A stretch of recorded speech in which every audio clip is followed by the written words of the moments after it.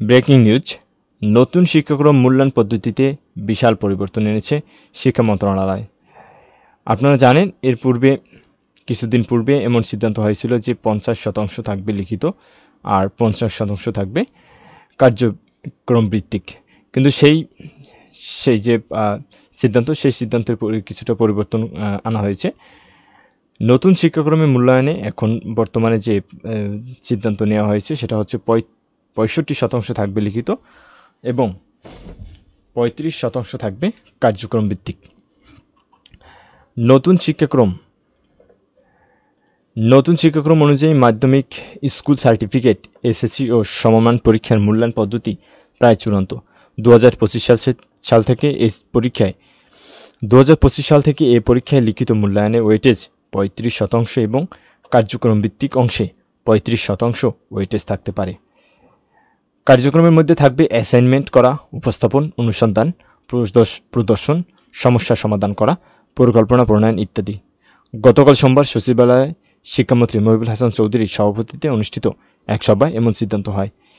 বৈঠকের সূত্রে জানা গেছে, নতুন শিক্ষাক্রমের এইচএসসি পরীক্ষায় লিখিত অংশের ওয়েটেজ 65% এবং কার্যক্রম ভিত্তিক অংশের ওয়েটেজ 35% রাখার প্রাথমিক সিদ্ধান্ত হয়েছে।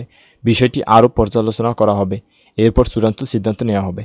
এর আগে শিক্ষা মন্ত্রণালয়ের উচ্চ পর্যায়ের কমিটি লিখিত মূল্যায়নের ওয়েটেজ 50% আর কার্যক্রম ভিত্তিক মূল্যায়নের ওয়েটেজ 50% রাখার সুপারিশ করা হয়েছিল। সোমবারের বৈঠকে সেটি সামান্য পরিবর্তনের সিদ্ধান্ত হয়েছে।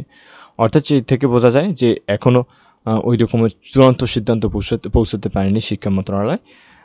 বর্তমানে যে সিদ্ধান্ত রয়েছে সেটা হচ্ছে যে মূল্যায়নের লিখিত অংশ থাকবে 65% এবং কার্যক্রম ভিত্তিক থাকবে 35% এবং যার আলোকে 2025 সালে এসএসসি পরীক্ষার নেওয়া হবে।